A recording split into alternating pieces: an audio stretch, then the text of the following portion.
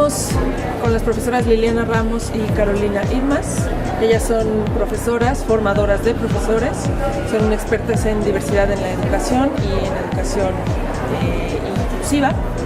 Estamos con ellas para hablar de este tema de la escuela inclusiva. Muchas gracias, profesoras. Gracias por esta entrevista. La primera pregunta que les había comentado sería si la escuela es, lo que comentaban en la conferencia, si la escuela es la que se debe adaptar al estudiante o el currículo es el que debe adaptarse a los estudiantes y no al revés. ¿Cómo conseguir esto cuando todos los alumnos son distintos, cuando hay un universo de alumnos que son muy distintos entre sí? Mira, yo creo que eso tiene que ver como con las construcciones que hemos elaborado en torno a lo que es la escuela, ¿ya? Todos entendemos, creo yo, que la escuela es un lugar donde nosotros esperamos que los estudiantes vayan a aprender, ¿no? Y lo que sucede en una escuela común, ¿no es cierto?, es que los profesores enseñan, ¿no es cierto?, abordan ciertos contenidos y los estudiantes van construyendo su aprendizaje, ¿no? Yo creo que en general nosotros tenemos la ilusión de que todos los estudiantes construyen lo que el profesor dijo exactamente, pero la verdad es que cada estudiante construye lo que construye, ¿no? Y eso independiente de la situación o la condición que ese estudiante pueda tener. Estamos hablando de niños con discapacidad o niños qué sé yo, que vienen de otras culturas o de otras nacionalidades. Independiente de eso, aunque todos los niños tuvieran el mismo nivel de capacidad y fueran del mismo pueblo y, ¿no me entiendes?, más o menos de la misma clase social, ¿no? Así todo, aunque fueran condiciones de homogeneidad máxima, la realidad del aprendizaje realmente, ¿no?, es que lo que pasa en las cabezas y en el interno de cada uno de los niños es una enorme diversidad, ¿no? Y por eso todos aprenden distintas cosas y por eso cuando tú le preguntas, si le preguntáramos a todas las personas que están paseando por aquí qué es lo que aprendió de la escuela, te diría muchas cosas diferentes. Y unos aprendieron realmente, por ejemplo, sobre razones y proporciones y otros nunca lo entendieron. Y unos aprendieron realmente a sumar y a restar reagrupando, ¿no es cierto?, con reserva como hacemos en Chile, y otros no lo aprendieron bien, ¿no? Y si tú le pones un ejercicio difícil, en realidad no lo aprendieron. Y unos realmente aprendieron a comprender un texto de manera adecuada y utilizando determinadas operaciones mentales que te permiten hacerlo de buena calidad, digamos, y otros realmente no lo aprendieron. Entonces, es un mito, primero, ¿no?, pensar que todos los niños aprenden lo mismo y aprenden lo que el profesor enseña, ¿no? Todos aprenden de maneras distintas y aprenden lo que aprenden, ¿no? Por eso somos todos diferentes acá, ¿no? Y nos gustan las cosas de manera distinta. Cuando vamos a ver una película, a algunos les gusta y a otros no les gusta, y uno dice, hoy vimos la misma película, parece que no vimos la misma película, ¿no? Porque la forma en que nos representamos la realidad, la forma en que opinamos de la realidad son diversas. Eso como primero, ¿no?, como país. Desbaratando. Y lo otro es que además nos hemos acostumbrado, ¿no?, por tradición y por cómo históricamente se configuró la escuela, a un modelo de escuela, ¿no?, como si fuera la única, ¿no?, que es esta escuela más vertical, ¿no es cierto?, en donde el profesor dice y el estudiante aprende y existe una homogeneidad y todos esperamos que todos aprendan lo mismo, ¿no? Claro, las escuelas que seleccionan a sus alumnos, que expulsan a aquellos que tienen comportamientos inapropiados, entre comillas, ¿no?, y que se quedan solo con aquellos que logran someterse a esa estructura, generan esa estructura y otorgan esta especie de ilusión, ¿no es cierto?, de la escuela normal. Pero eso tiene el costo, ¿no?, de la exclusión de todos aquellos que tienen situaciones o condiciones de diferencia que afectan esta idea, ¿no es cierto?, o concepto idealizado de lo que es una escuela normal. Entonces, yo pienso que cuando entramos a hablar de estos temas es muy importante mirar aquello primero, ¿no? ¿Cuál es la concepción del aprendizaje? ¿Qué es lo que estamos entendiendo por aprendizaje? ¿Cómo es que se ha configurado la idea? ¿Cuál es la idea que tenemos de escuela? Y cuando uno pone en tensión estos conceptos y estos enfoques, empieza a lograr entender y a remover algunas cuestiones para después entrar en cuestiones más operativas, ¿no?, de bueno, ¿y cómo se hace finalmente o cómo lo podemos hacer para avanzar hacia la construcción de una escuela inclusiva? Esto es lo que te diría primero, no sé si Carola quisieras tú aportar. No, complementar con lo tuyo y decir que este drama que tenemos los profesores, de que nuestros estudiantes se aburren en las clases, ¿ya?, de que ellos sienten que las clases y el colegio es lo más aburrido que hay, lo más latoso que hay, y que está pasando un mundo afuera de la escuela, ¿ya? Y que además ellos aprenden muchas otras cosas de muchas otras maneras, de múltiples maneras, y que la información además que llega a ellos es tan variada a través de internet, de los medios de comunicación, que en realidad la función que cumplía la escuela antiguamente, que era más bien instruccional, informativa, de entrega de contenido, hoy día ya no es, no tiene esa misma función en el fondo. Hoy día la función de la escuela es desarrollar competencias y habilidades para vivir en el siglo que vivimos. Y por lo tanto, tenemos que ajustarnos a los niños que tenemos hoy día, ¿ya? Y ese ajuste de la escuela, que es un ajuste permanente y constante, no es que hoy día nos ajustamos y ya después no nos tenemos que ajustar más, implica en el fondo saber qué niños tenemos, cuáles son sus inquietudes, cuáles son sus intereses, cuáles son sus motivaciones, sus historias de vida. Y eso constituye un elemento de valor fundamental para diseñar la enseñanza. Es decir, si yo no parto del mundo, del universo en el que ellos están habitando, y yo vengo con mi rollo, con mi cuento, nuevamente en un esquema instruccional donde yo doy los contenidos y ellos los aprenden, estoy totalmente desfasado, o sea, estoy perdido en el siglo pasado. Entonces, la escuela inclusiva como propuesta, en realidad es la propuesta del siglo XXI. No es una propuesta, es la propuesta del siglo XXI. Además, piensa tú que hasta el siglo XIX, principios del siglo XX, el grupo social que accedía a la escuela era de élite.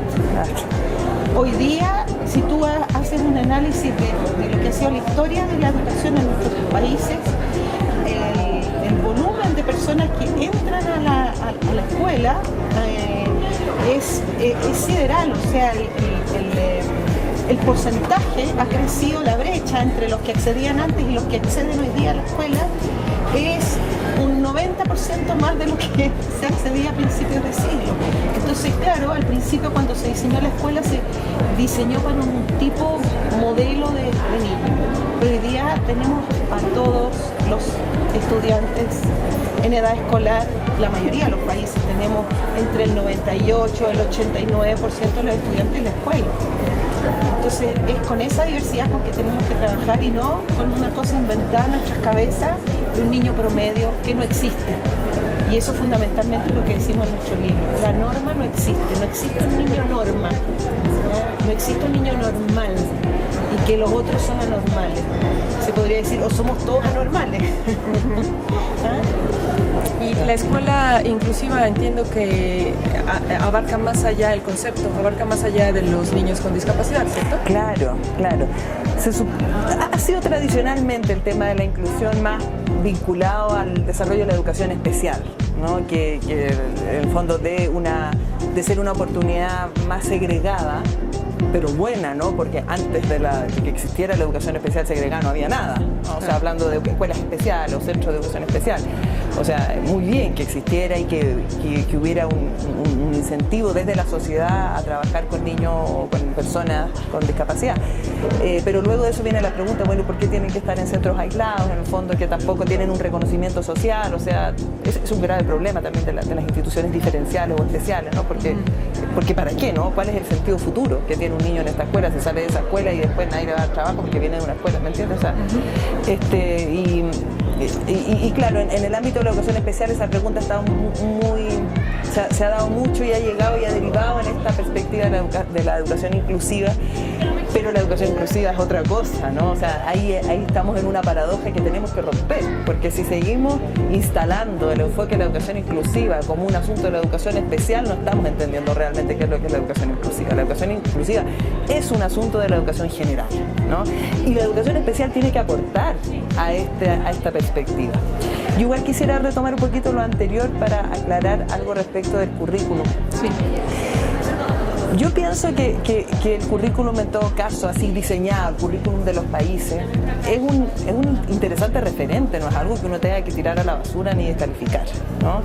Es algo que puede ser una oportunidad. De hecho, muchos niños están muy interesados en muchos elementos que los currículum han ido modernizando, han ido instalando, sobre todo currículum que se han instalado desde el desarrollo de habilidades por sobre solamente seguir contenido, ¿no? O que tienen con claridad un enfoque de desarrollo de competencias, más que aprenderse de memoria un montón de cosas, ¿no? El problema es cuando los currículums son entendidos desde la escuela como una suma de contenido en donde yo tengo que pasar la materia para que los estudiantes aprendan, pero en realidad no estoy desarrollando habilidades.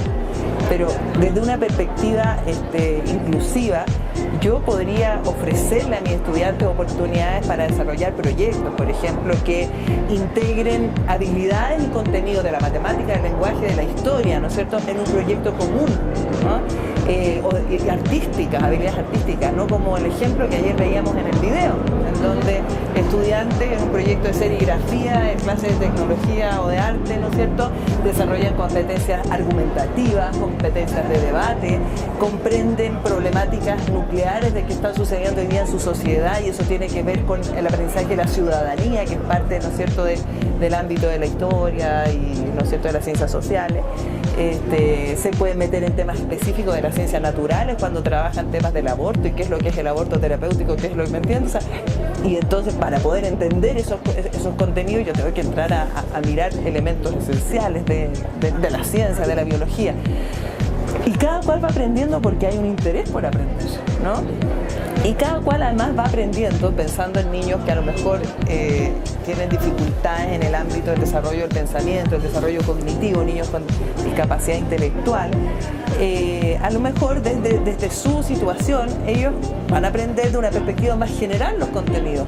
Claro, a lo mejor va a costar poder entrar en un análisis más profundo y mayor nivel de abstracción, pero a lo mejor sí, mira, uno se lleva muchas sorpresas cuando trabaja con los niños, pero cuando realmente lo hace, ¿no? Y eso supone tener expectativas. Pero si no, en el peor de los casos, ¿no?, de que fuera más difícil, igual los niños se van a ir empapando porque además van aprendiendo de sus pares, ¿no? Y en realidad está demostrado que el aprendizaje entre pares, de hecho, es una cuestión que es mucho más fácil para los niños a veces que el aprendizaje que desarrolla un adulto con los pares, porque uno está más lejano de las estructuras y de las preguntas que se hacen los niños, ¿no? Entonces ahí hay también muchas oportunidades. Y por otro lado, los otros niños, ¿no?, se benefician de un aprendizaje que tiene que ver con la construcción de una sociedad inclusiva donde yo aprendo de los otros y aprendo que somos diferentes. Cuando yo aprendo que el otro es diferente, que el otro es otro, aprendo de mí, aprendo que yo soy yo, ¿no? Y yo tengo mis características y el otro tiene otro. Entonces aprendo a vivir y a relacionarme y aprendo a vivir, ¿no? Y por último, a ser feliz, ¿no?, que es lo que yo creo que esperamos que nuestros niños aprendan en nuestros países y en todos los países del mundo. Sí, yo quiero puntualizar respecto a tu pregunta. ¿Sí? Tú preguntaste en el fondo si la educación inclusiva abarcaba más que el tema de capacidad, que precisamente nosotros cuando escribimos el libro quisimos hacer ese énfasis, porque yo vengo desde la investigación y el trabajo en el área de educación intercultural, y Lili viene del trabajo en discapacidad. Y lo que nosotros queremos decir es que la escuela moderna y la escuela moderna inclusiva, de un enfoque inclusivo, debiera considerar la diferencia de capacidades, las diferencias sociales, las diferencias culturales, las diferencias individuales, de intereses, de ritmos de aprendizaje, porque a veces no es que tengas algún problema de aprendizaje, sino que tienes ritmos distintos para aprender. Debiera considerar las visiones de mundo, las creencias, en fin, entonces estamos hablando, cuando hablamos de inclusión, de que la escuela realmente modifique sus formas de funcionamiento, sus estructuras pedagógicas para acoger esta diversidad y responder a cada uno de los estudiantes en sus necesidades. Claro. Y un punto clave en términos curriculares, porque el currículo tiene que ver con, por una parte, lo que se enseña, ¿cierto?, como contenidos y habilidades. Por otra parte, con cómo se enseña, cuáles son las didácticas, ¿no es cierto?, las metodologías que los profesores eligen para poder poner en juego la enseñanza. También tiene que ver con los recursos y materiales que se usan para enseñar, y por otro lado tiene que ver con cómo se evalúa, y ahí hay un punto clave, ¿no? ¿Qué y cómo se evalúa y para qué se evalúa, ¿no? Entonces, claro, en una escuela tradicional que evalúa a todos por igual de la misma manera y espera lo mismo de todos, obviamente que es difícil pensar cómo se ajusta esto a niños que a lo mejor tienen capacidades distintas, ¿no? Entonces la evaluación tiene que cambiar su paradigma, ¿no? Tiene que ser pensada desde una oportunidad de aprendizaje primero, ¿no? Desde un paradigma de evaluación para el aprendizaje. Yo no evalúo punitivamente, ¿no es cierto?, y solo para controlar si el alumno aprendió lo que yo quiero que aprenda, sino que evalúo realmente porque yo espero que los estudiantes vayan avanzando progresivamente en su aprendizaje. Y otra cuestión clave ahí es que no tenemos por qué pensar que la evaluación tiene que esperar lo mismo de todo al mismo tiempo. Si eso no tiene ningún sentido. Los profesores tenemos que conocer muy bien a nuestros estudiantes, saber cuál es su punto de partida y en relación a lo que cada uno está haciendo en un presente, es que yo me planteo expectativas a futuro y esas expectativas pueden variar. Entonces yo tengo estudiantes con discapacidad intelectual dentro de mi sala de clase, ¿no? Yo voy a tener que modificar estas expectativas en relación al grupo más heterogéneo y también puedo hacerlo con otros estudiantes, no necesariamente que tengan discapacidad intelectual. Puede haber otras situaciones por las cuales están pasando mis estudiantes en donde yo tengo que tomar decisiones, ¿no?, respecto a la evaluación, en donde yo ajusto, ¿no es cierto?, ajusto en función de la realidad de estos estudiantes. Entonces son estrategias que perfectamente se pueden emplear. Hablamos de la evaluación diferenciada, que tiene que ver con eso, ¿no es cierto? Y en Chile ya es un tema que de a poquito se va introduciendo y que yo creo que resuelve, ¿no?, algunos problemas para ir transitando desde los esquemas de escuela que hoy día tenemos poco a poco, ¿no?, hacia una perspectiva inclusiva, porque esto no cambia un día para otro. Nosotros no podemos venir acá a hablar de cosas ideales así, como si no conociéramos la escuela realmente como es. Sabemos que la escuela es como es. Ahora, desde ahí como es, yo creo que podemos ir dando pasos graduales, por ejemplo, en todos estos elementos que te dije, ¿no?, del currículum, en las formas que enseñamos, ¿no? Es distinto si yo me paro a dar una cátedra de 3 horas hablándole a los alumnos de historia, a que yo involucre a los estudiantes con las cuestiones que a ellos les interesan de aquel contenido, ¿no? Cambia radicalmente lo que pasa en el aula, ¿no? Lo mismo con los recursos que puedo utilizar y la forma de evaluar y para qué evaluar. Es distinto que yo evalúe todo con una prueba escrita en donde los estudiantes contestan la alternativa, ¿no?, a que yo use otra modalidad y que les pida a los niños que, por ejemplo, a lo mejor hagan un video o hagan una dramatización de aquel contenido que yo quiero que aprendan, y entonces evalúo de otra manera en la adquisición de los conocimientos que se están promoviendo en una determinada experiencia pedagógica. Quizás esa sea la clave, ustedes dirían que esa sea la clave de la escuela inclusiva en un universo de alumnos tan diferentes, una evaluación más personalizada. Claro, una evaluación que considere distintas, que considere la realidad de los estudiantes, una evaluación que ponga en juego expectativas de aprendizaje, ¿no?, una evaluación que permita que los estudiantes de distintas maneras pongan en juego los aprendizajes, ¿no? Pero mejor no es individualizar, sí, no que es sea individualizar para un estudiante, sí, sino no, que puede ser un grupo de estudiantes que ellos optan. Profe, ¿sabe que nosotros queremos dar la prueba haciendo una obra de teatro? ¿Será posible? Buena idea. O sea, yo creo que aquí necesitamos mucho más protagonismo, creatividad, como el nombre del seminario. Bueno. Y además protagonismo de los estudiantes en la toma de decisiones sobre sus procesos de aprendizaje. Y a propósito de la evaluación también cumple una función de retroalimentación para el alumno fundamental, para que él sepa cómo está avanzando, ¿no? Y por lo tanto la calificación no es el tema, sino que en qué aspectos te encuentro más avanzado y en qué aspectos encuentro que has logrado un gran salto, ¿ya? Cuidando mucho que los estudiantes sientan que van creciendo, que se van desarrollando, que se van potenciando. Es decir, la evaluación en la escuela actual cumple una función totalmente punitiva, que es necesario erradicarla y que además se ha convertido en una moneda de transacción de muchas cosas en la escuela y que ha sido muy perjudicial para la formación ética de nuestros estudiantes, ¿ya? con la nota yo te califico como tú eres como persona, ¿ya? Claro. No, tiene una connotación, unos alcances horribles. ¿De segregación? De segregación, de autoestima, de generar que el alumno se paralice y digan yo no soy competente y no puedo hacer esto y me tengo que ir. O sea, ahí se producen además unas distancias entre el estudiante y su escuela porque él se siente mal, se siente descalificado como persona, incompetente.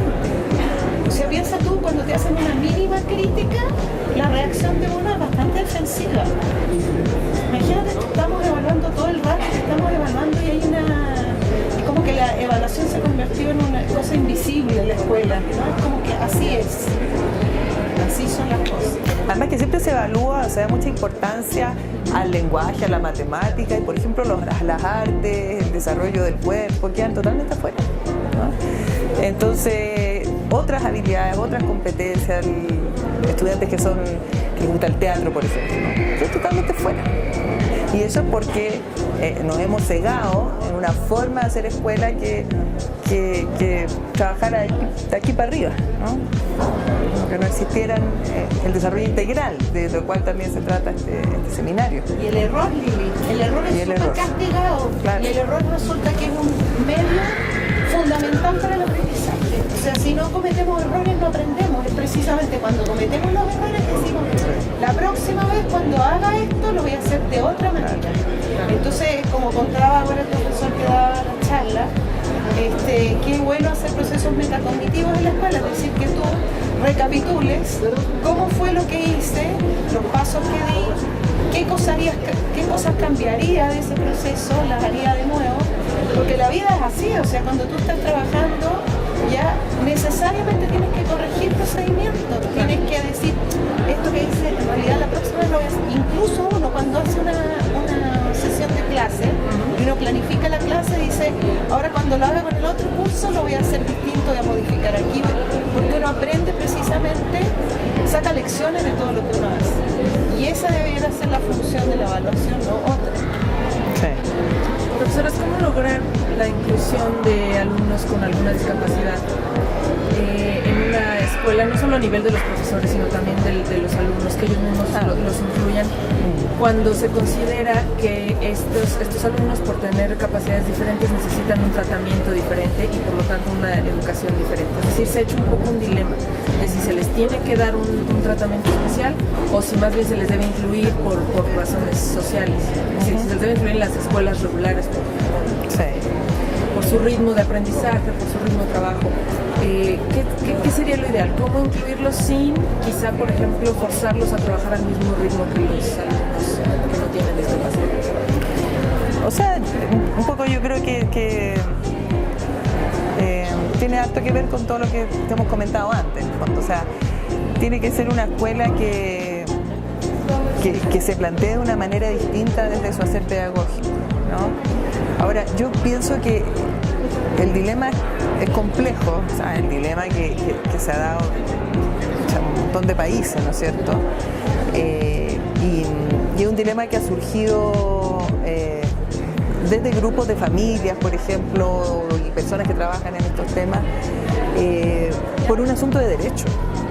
O sea, lo que está de fondo, en esta cuestión es el derecho que tienen todos los estudiantes a tener una educación que sea la educación que es socialmente valorada por la sociedad, ¿no? Y una educación de calidad, no cualquier educación, ¿no? Entonces, una educación segregada, como la que se da en las escuelas especiales, puede ser una educación, digamos, importante en la medida que a lo mejor responde, o sea, que los niños van a la escuela y algo aprenden, qué sé yo, ¿no?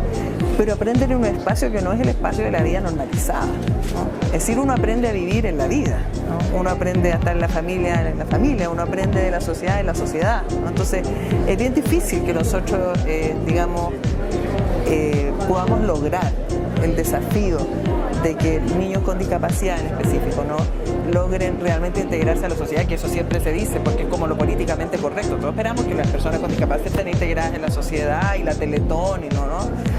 Pero bueno, ¿y cómo se hace eso si no en la sociedad? O sea, entonces, ahí para ir despejando el dilema, ¿no? ¿Y cómo lo vamos a hacer si no es ahí donde tiene que ser? Y en la escuela, donde los niños pasan una gran cantidad de horas de sus vidas, ¿no? Desde chiquititos, ¿por qué no partir desde allí, ¿no?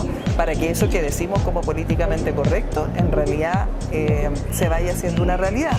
Eso desde una perspectiva de derechos, que es el fundamento de esto, ¿no? Después viene el cómo se hace, ¿no? Y claro, respecto a algo que habíamos conversado antes, de que a lo mejor los niños son crueles y qué sé yo, eso es algo que se aprende, ¿no?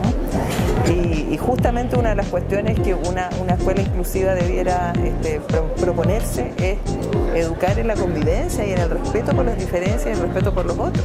Yo creo que en Chile tenemos ya bastante experiencia en programas de integración escolar y vemos cómo en colegios en donde esto ha partido desde que los niños son chiquititos, ¿no? No hay ningún problema. A mí me toca en la carrera que dirijo, que es de educación especial en Chile, recibir a muchos estudiantes que vienen a estudiar educación especial hoy día por la experiencia que tuvieron con compañeros integrados en sus colegios, y entonces eso les motiva y es algo que los convence, ¿no? De que eso es lo que ellos quieren hacer, y con mucha valoración y reconocimiento de lo que fue su experiencia, de haber sido parte, mucho orgullo, ¿no? De haber sido ellos parte de un colegio que era abierto a la diversidad, en donde había niños que tenían discapacidad y ellos aprendieron otras cosas de la vida, hicieron el viaje a la diferencia, que es lo que nosotros proponemos en nuestro libro, ¿no? Y entonces se les abre el mundo. Entienden que las cosas en realidad no son así como vienen en el formato que te cuentan y se salen de la caja, ¿no? Y yo creo que ahí hay un gran valor, pero eso tiene que educarse en la escuela desde los niños chiquititos. Y lo que tú dijiste ayer también en la charla es importante, o sea, que cuando tú estudiaste cómo enseñar a los niños sordos, cómo enseñar a los niños con ceguera, cómo enseñar a los niños con algún déficit cognitivo, las estrategias que se aplican para estos casos específicos son estrategias que todo profesor debiéramos saber, porque finalmente son útiles para atender la diversidad. Requieren capacitación. Todos necesitan capacitación. Sí. Lo que pasa es que lo que ocurre es lo siguiente, y ayer lo conversábamos, ¿no? Los distintos escenarios donde trabajamos nosotros. Y hay escenarios que son más complejos que otros, porque hay más violencia escolar, hay más violencia, hay más temas de drogas, por ejemplo, o como ocurre en Chile, que se concentran en algunas escuelas todos los niños con discapacidad porque no son aceptados en otras escuelas, ¿ya? O los niños con problemas de conducta, que también los expulsan de determinadas escuelas, y hay otras escuelas que los concentran, que los acogen, pero claro, tienen un grupo de estudiantes que es mucho más complejo de atender porque reúnen una serie de problemáticas, ¿no? Entonces, en la medida, digamos, que, o sea, lo que nosotros creemos es que se requiere para desarrollar escuelas inclusivas equipos profesionales que trabajen colaborativamente, que intercambien sus distintas expertise, y que eso no sea, porque muchas veces la educación especial se ha transformado en que los especialistas desarrollan un trabajo clínico con los niños con necesidades educativas especiales fuera del aula, ¿ya? Y lo que estamos hablando nosotros, que una escuela que atiende de manera inclusiva a nuestros estudiantes, trabaja con todos los estudiantes y con estos profesores de apoyo, etcétera, dentro del aula, asesorando a los profes, acompañando a los profes, formando a los profes en el aula, ¿ya? Y también fuera del aula, con capacitaciones fuera, con intercambio de experiencias. Realmente necesitamos equipos profesionales que trabajen de manera más integrada, más colaborativa, y no desde un enfoque clínico, sino que desde un enfoque pedagógico, ¿ya? Profesores, para concluir, ¿ustedes dirían que la educación lo es todo? No, yo diría que la educación no lo es todo. No. De hecho, yo creo que es un gran error pensar que la educación, las escuelas, ¿no? O el sistema educativo es el que va a transformar la sociedad. El sistema educativo refleja lo que está pasando en la sociedad, Pero para que haya una transformación del sistema educativo se requieren transformaciones sociales, políticas, económicas, una visión de sociedad amplia. Porque si no, siempre se le está cargando la mata a la escuela y a los profesores, que son los responsables de que no cambia y no se transforma la sociedad, ¿no? Entonces hay que tener, yo creo que mucho cuidado con esa visión romántica e idealizada de la educación. La educación es clave, es fundamental, es un sistema muy importante, pero que se acopla con un sistema político, que se acopla con un sistema económico y que juntos forman la sociedad, ¿no? Pero el problema de la sociedad no se resuelve ahí nomás. Imagínate, si fuera así ya se hubieran resuelto. O sea, de hecho nosotros, nuestra postura es que una escuela que quiere caminar, o sea, un sistema educativo que quiere caminar hacia la inclusión en educación, tiene que caminar hacia la inclusión social. Y eso supone, evidentemente, como decía la Lili, nuestras sociedades latinoamericanas son pero sociedades terriblemente inequitativas, donde no hay igual acceso a la salud, ni a la salud del cuerpo ni a la salud del espíritu. O sea, tenemos mucha enfermedad psíquica. Son sociedades terriblemente injustas, donde no todo el mundo tiene acceso a la justicia. Donde no todo el mundo tiene acceso al deporte, a la recreación, a las áreas verdes, en fin. Entonces si nosotros cuando se le carga todo el peso del cambio social a la educación, simplemente ocurre lo que está ocurriendo ahora, que en el fondo una escuela inclusiva supone que en el barrio existen plazas para que los niños hagan deporte, supone consultorios familiares que están funcionando, supone biblioteca para la comunidad, supone acceso al teatro y a la recreación y al cine y a las artes. Supone un barrio, yo me imagino, barrios mucho más comunitario, integrado, que permitan el desarrollo integral de las personas. Entonces ahora no tenemos eso. Entonces la escuela necesita ese soporte. La escuela inclusiva necesita ese soporte social. Muy bien. Profesoras, muchas gracias. Gracias a ti. Que nos regalaron para Educación Futuro. Muchas gracias.